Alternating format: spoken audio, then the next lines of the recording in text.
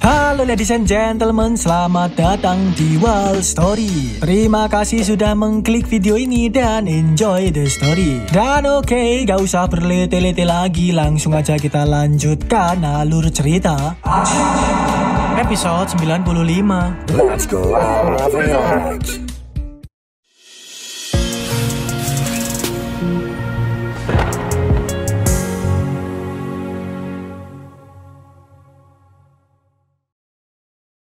Lanjut dari episode kemarin, Shin memperlihatkan Aceng yang akan menghadapi 9 kaisar ngeri-ngerong. Hal ini benar-benar sangat merepotkan bagi Aceng. Sebab meskipun itu hanyalah jelmaan rekaman Dao 9 kaisar, namun tidak boleh diremehkan. Kekuatannya lumayan sakti.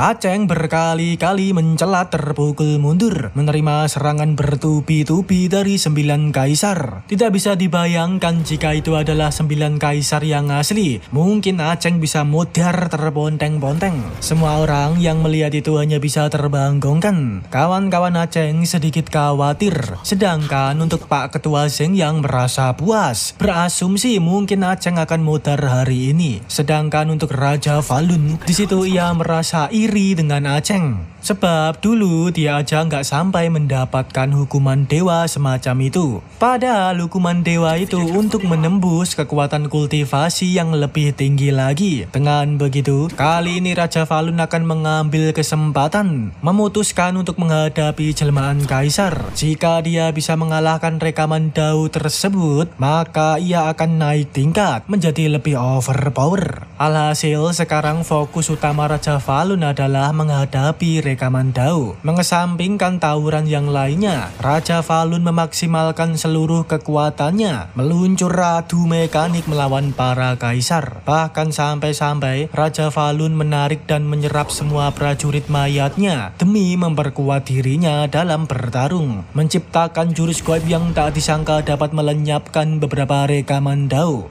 Melihat itu, Aceng pun menyadari kalau Raja Falun ingin meningkatkan kultivasi diri dengan melawan rekaman Dao Kaisar. Hal itu nggak boleh sampai berhasil. Jika tidak, mereka nanti akan kerepotan saat melawan Raja Falun. Alhasil Aceng memutuskan untuk mengacaukan Raja Falun, mencoba untuk meluncurkan serangan gaib yang menargetkan Raja Falun. Beruntungnya pada momen itu, Aceng mampu membuat Raja Falun terpukul mundur, membuat Raja Falun pun lengah, yang endingnya berakhir suram. Sebab bersamaan dengan itu, jelmaan Kaisar Zhan langsung meluncur dengan kilat, melibas Raja Falun menggunakan tombak sakti legendarisnya. Dengan begini, untuk yang kedua kalinya, Raja Falun dilibas lagi oleh Kaisar Zhan. Dulu ia modar di penggal Kaisar Zhan, sekarang lagi-lagi ia modar di tangan Kaisar Zhan.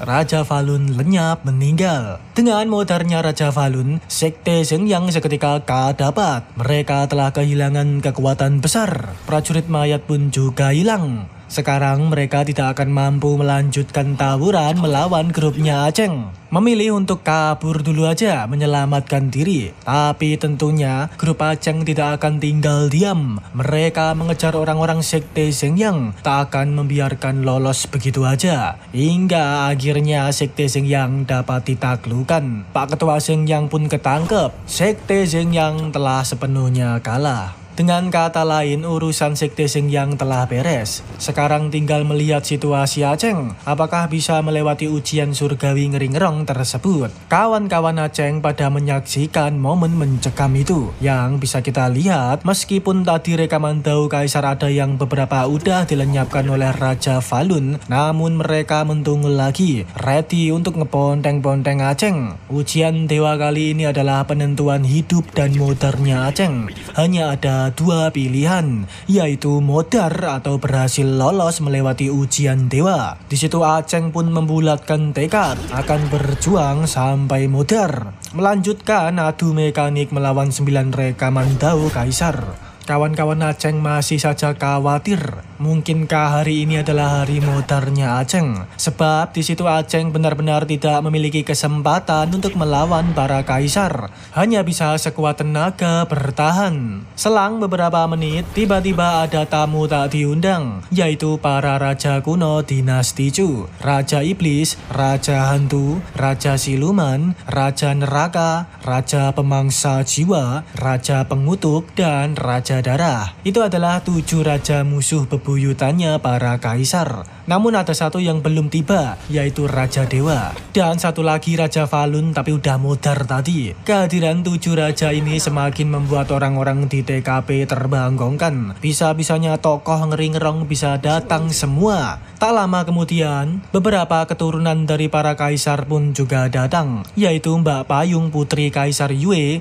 Nanming Yushu putri Kaisar Zuan, Zhou Tianyi putra Kaisar Dong, Huanyan putri Kaisar Chu, Long Feng putra Kaisar Tai, dan Mbah Divan putra Kaisar Tianzhang. Sudah pasti kehadiran keturunan kaisar ini untuk memantau para raja, mengawasi, karena mereka memang ditugaskan untuk mengawasi para raja demi kedamaian dunia. Para raja ini sedikit tersepona dengan kemampuan Aceng the Fuckboy, tak menyangka mampu mendatangkan rekaman Dao. Ini adalah momen yang sangat langka bagi para raja, karena mereka semua memiliki tujuan yang sama seperti Raja Falun, yaitu mengalahkan rekaman Dao untuk menembus ranah kultivasi lebih tinggi, menjadi yang terkuat di dinasti Chu. Dengan begini mereka semua langsung meluncur untuk ngeponteng-ponteng kaisar. Setiap raja memiliki musuh bebuyutan kaisar masing-masing. Jika mereka dapat mengalahkan kaisar, maka kekuatannya tidak akan tertandingi. Dengan hadirnya para raja, rekaman Dao para kaisar seketika ke-trigger. Kekuatannya meningkat dibandingkan sebelumnya. Di sisi lain ternyata Raja Dewa baru mentungul. Sosok raja yang sangat misterius. Sekarang berarti udah ada 9 raja yang berkumpul. Namun Raja Falun udah mudar tadi, jadi tinggal 8 raja. Peristiwa ini begitu fenomenal, sampai si putri suci Dong Huang Taixin, penguasa sekte Tianshuan, memantau dengan serius. Tampaknya putri suci ini orang yang sangat sakti dan tokoh penting di dinasti Chu. Bahkan tertulis kultivasinya berada di kuasi emperor. Ini belum pernah kita dengar sebelumnya. Sedangkan para raja sekarang masih berada di heavenly kuasi. Jikapun berhasil mengalahkan rekaman Dao kaisar, mereka akan mencapai ke heavenly silent. Apakah setelah heavenly silent itu baru kuasi emperor? Ranahnya putri suci masih belum dijelaskan secara mendetail. Lalu di situ pengawal putri suci tetua Fuya bertanya tentang sosok Aceng pada putri suci, dan putri suci menjawab, jika dia bisa melewati hukuman dewa 9 kaisar, dia bisa menjadi penguasa di dinasti Chu ini. Dan Sin kembali ke Aceng. Di situ nampak dirinya telah kehabisan energi gaib, tapi beruntungnya dengan kehadiran para raja, Aceng sedikit ketulungan. Perhatian para rekaman kaisar berganti menargetkan para raja. Jadi Aceng bisa istirahat sejenak. Terlihat di situ yang sangat mencolok dan bersemangat adalah Raja Iblis. Beliau memaksimalkan seluruh kemampuannya untuk melawan rekaman Dao Kaisar Yan, sebab Kaisar Yan memanglah musuh bebuyutannya. Tak diduga setelah bertahun-tahun lamanya, Raja Iblis yang sekarang tambah sakti. Bahkan kekuatannya sudah dapat menandingi Kaisar Yan. Malahan hampir mengalahkan Kaisar Yan, membuat putri suci terbanggongkan. Jikalau Raja Iblis mampu mengalahkan, maka Raja Iblis akan menjadi Kaisar ke-10 dinasti Chu. Namun sayang sekali yang membanggongkan pada detik-detik terakhir, di saat Raja Iblis hendak nge-fatality dan melenyapkan Kaisar Yan, rekannya para raja lainnya malah menggagalkan aksi Raja Iblis. Sebab meskipun mereka ini satu kubu, tapi tetap tidak rela jika Raja Iblis menduduki posisi Kaisar ke-10. Para raja ini simpelnya berlomba-lomba untuk memperebutkan posisi tersebut. Alhasil Raja Iblis nggak jadi berhasil mengalahkan Kaisar Yan, malah dibuat delosor terpukul mundur, menerima serangan dari raja-raja lainnya. Bagusnya si Raja Iblis gak modar, akan tetapi anehnya putri Putri Suci yang melihat gagalnya Raja Iblis malah menjadi bad mood karena Putri Suci ini hanya mengharapkan Kaisar ke-10 lahir, tidak peduli siapa seorang tersebut. Karena jika sampai Kaisar 10 lahir, pahala Putri Suci akan tercapai dan bisa meninggalkan tempat singgasananya. Kemungkinan besar Putri Suci ini telah menerima tugas tertentu sampai terlahirnya Kaisar ke-10.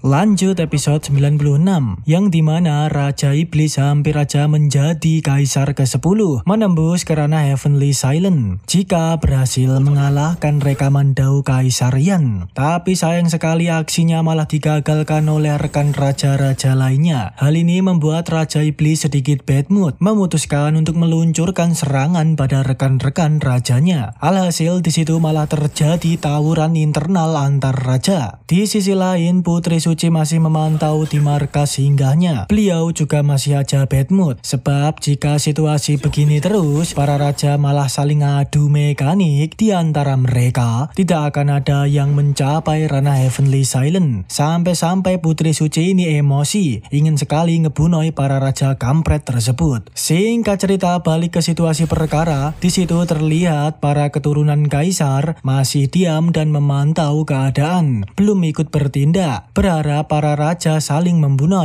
biar mereka tidak perlu effort untuk menghadapi para raja. Sedangkan untuk Aceng, dirinya juga sibuk senggel melawan para rekaman Dao Kaisar. Hingga setelah Aceng adu mekanik untuk beberapa saat, di situ ia pun memutuskan untuk menggunakan jurus yang memakan banyak energi, yaitu hukum kekacauan. Terbentuk energi serangan bola Dragon Ball yang diluncurkan untuk menahan serangan gaib Kaisar. Beruntungnya cara itu berjalan mulus, tapi sayangnya setelah itu Aceng pun kelemar-kelemar lemes, terjun bebas ndelosor, kehabisan energi. Pada momen tersebut, para Kaisar masih aja meluncurkan serangan gaib pada Aceng, sehingga membuat situasi Aceng pun menjadi gawat. Energinya udah habis, gak mungkin bisa meluncurkan jurus gaib untuk bertahan. Alhasil Aceng nekat untuk menggunakan kekuatan mata immortal. Aceng ini ngeden-ngeden memaksimalkan kemampuan mata andalan tersebut, hingga akhirnya tak disangka mata immortal malah naik tingkat. Tuan Naga mengatakan kalau itu adalah kelahiran inkarnasi immortal, teknik larangan inkarnasi immortal. Dengan terbukanya teknik tersebut, secara ajaib darah dan energi gaib Aceng langsung pulih sampai tahap tertinggi. Setelah itu Aceng pun meluncur lagi, lanjut ponteng-pontengan melawan para Kaisar menggunakan jurus hukum kekacauan bola Dragon Ball lagi. Namun kali ini Aceng menambahkan kekuatan mata kelahiran inkarnasi immortal untuk memukul mundur Kaisar. Meskipun jurus Aceng kali ini lumayan kuat, tapi teknik larangan tersebut bisa mengurangi masa hidup Aceng. Bahkan bisa kita lihat warna rambut Aceng perlahan berubah menjadi putih. Jika Aceng terus-terusan menggunakan teknik tersebut, bisa-bisa endingnya modar juga. Mengetahui fakta itu, Aceng tetap ora mundur. Dirinya lebih memilih memaksakan diri, mempertaruhkan nyawa, bergegas mengalahkan para Kaisar sebelum nyawanya terkuras. Harus cepet-cepet. Aksi Aceng seketika menjadi sorotan semua orang. Para raja yang dari tadi saling tawuran pun berhenti menyaksikan kelakuan Aceng. Singkat cerita, setelah Aceng berusaha keras kuat-kuatan jurus gaib melawan para Kaisar, endingnya pun sudah dapat dipastikan. Aceng mampu melenyapkan beberapa Kaisar hingga tersisa satu Kaisar, yaitu emaknya Mbak Payung. Meskipun cuma tersisa satu, di situ emaknya Mbak Payung mengaktifkan jurus yang sepertinya bukan sembarangan, yaitu bernama Bulan Jatuh. Terbentuk energi menyerupai bulan yang diluncurkan untuk menggipre Aceng. Melihat itu, Aceng pun menambahkan lagi kekuatan kelahiran inkarnasi immortal ke dalam bola Dragon Ball-nya, sehingga bola Dragon Ball meninggalnya bertransformasi menjadi meteor. Terjadilah hantaman dahsyat meteor versus bulan. Di situ Aceng masih tidak tinggal diam. Untuk yang terakhir kalinya, ia menambahkan kekuatan pada meteornya yang ia sebut matahari gelap penelan bulan. Dengan begini, bulan milik emaknya Mbak Payung langsung terhisap lenyap oleh meteor Aceng. Emak Payung pun juga dikalahkan. Akhirnya Aceng telah berhasil melewati hukum dewa. Awan petaka pun menghilang. Aceng naik tingkat ke ranah Heavenly Quasi. Meskipun begitu, para raja menyadari kalau tekanan energi milik Aceng tidak seperti orang ranah Heavenly Quasi pada umumnya, jauh lebih kuat dan ngeri-ngerong. Setelah itu Aceng pun menghadap kepada para raja, seraya berkata, "Petaka surgawi kali ini sangat berliku. 8 raja sangat berjasa. Aku Aceng beruntung bisa bertahan hidup. Akan kubalas jasa kalian di lain hari." Mendengar ocehan Aceng, para raja pun tidak merespon begitu serius, memilih untuk cabut dan mengucapkan salam perpisahan ancaman pada Aceng. Dengan kepergian 8 raja, keturunan kaisar pun juga akan pamit cabut, sebab mereka sudah tidak ada kepentingan lagi berada di TKP. Tugas mereka hanyalah mengawasi para raja. Sekarang raja udah cabut, jadi ya ikut cabut. Aceng pun berterima kasih banyak atas jasa para keturunan kaisar. Lalu di situ nampak keturunan Kaisar Tai sedang membawa pedang segede gaban milik Aceng. Awalnya Aceng mengira Mas Kaisar Tai ini akan memberikan pedang tersebut padanya, karena kan tadi pedangnya jatuh. Tapi tak diduga terkuak fakta membanggakan, bahwasanya pedang tersebut adalah milik bapaknya, pedang legendaris milik Kaisar Tai. Jadi pedang itu akan ia bawa, bukan hak milik Aceng. Jelas hal ini Aceng langsung terbanggongkan dan berusaha merayu, bolehkah meminjam pedangnya lagi. Tapi sayang sekali Mas Kaisar Tai tidak merespon, langsung cabut pergi begitu aja. Mau gak mau Aceng harus ikhlas kehilangan pedang segede gaban andalannya. Singkat cerita, karena masalah tawuran udah beres, selanjutnya Aceng akan meminta perhitungan pada Sekte Sengyang. Dirinya koar-koar pada Pak Cengkun, ketua Sekte Sengyang, yang udah diikat menghadap Aceng. Aceng berkata bahwa Pak Cengkun Sekte Sengyang telah bersekongkol dengan raja jahat, melatih prajurit mayat, mencelakai murid satu sekte, dan diam-diam memicu perang 3 sekte. Pak Cengkun pantas modar atas semua kesalahannya. Setelah mengatakan itu, Aceng dengan cepat langsung melibas Pak Cengkun di TKP. Auto meninggal. Dengan begini dendam Aceng sudah terbalaskan. Selanjutnya Aceng memerintahkan untuk menyebarkan kabar atas namanya bahwa 3 sekte sekarang bersatu, yaitu Sekte Heng Yue, Sekte Heng Yun, dan Sekte Sengyang. Jika ada penyintas Sekte Sengyang dan orang yang melawan, langsung dimodarkan aja. Singkat cerita, selang beberapa hari, akhirnya Chu Selatan telah dipersatukan. Aceng dan semua kekuasaan wilayah Chu Selatan berkumpul. Mereka semua benar-benar telah bersatu dan akan terjadi perubahan besar di Chu Selatan. Aceng lah yang memegang kendali. Alhasil dengan bersatunya Chu Selatan di bawah perintah Aceng, mereka harus membuat nama pemerintahan Chu Selatan. Aceng pun sekarang juga sudah dianggap sebagai kaisar oleh orang-orang Chu Selatan. Meskipun Aceng bukan keturunan kaisar, namun dikatakan dulu sebelum mendirikan sekte pertama di dinasti Chu, Kaisar Chen juga bukan keturunan kaisar. Menjadi kaisar itu karena dukungan dari semua orang, bukan tentang masalah keturunan. Setelah itu, Aceng pun langsung memberikan nama pemerintahannya, yaitu Pengadilan Langit. Lalu kekuasaan dan jabatan juga akan diatur kembali. Aceng menjelaskan bahwa pusat Pengadilan Langit ditentukan di pusat gunung spiritual yang menjadi area interaksi 3 sekte. Di tengah-tengah gitu, 3 sekte tidak akan diubah, tapi dibagi menjadi 9 aula dan 84 sekte yang mengelilingi Pengadilan Langit. Jika ada perang tawuran nanti, mereka bisa saling membantu. Sedangkan mengenai jabatan, Yang Mulia Pengadilan Istana Langit sebagai pemimpin, yaitu Aceng. Lalu dibentuk asosiasi tetua. Aceng menunjuk Mbah Song Jiang, Pak Song Kui, Senior Chu, dan nenek-nenek Sekte Heng Yue, bahkan Mbah Heng Tian dan Mbah Gu sebagai asosiasi tetua, bertugas memutuskan hal besar. Selanjutnya, setiap sekte memiliki 1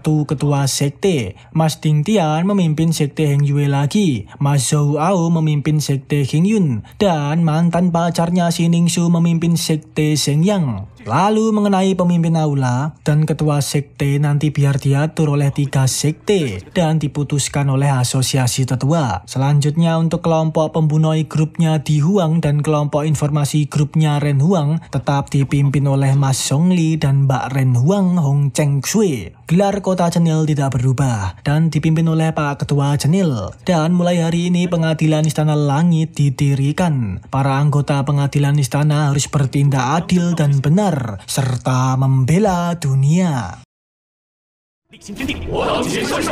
Dan episode pun bersambung, ladies and gentlemen. Terima kasih buat kalian yang sudah menonton video ini sampai habis. Kalian benar-benar andalan. Dan oke, ladies and gentlemen, kita tutup videonya sampai di sini aja. Nantikan video terbaru dari Wall Story. Oke, see you in the next level. Goodbye. 是时候向正阳宗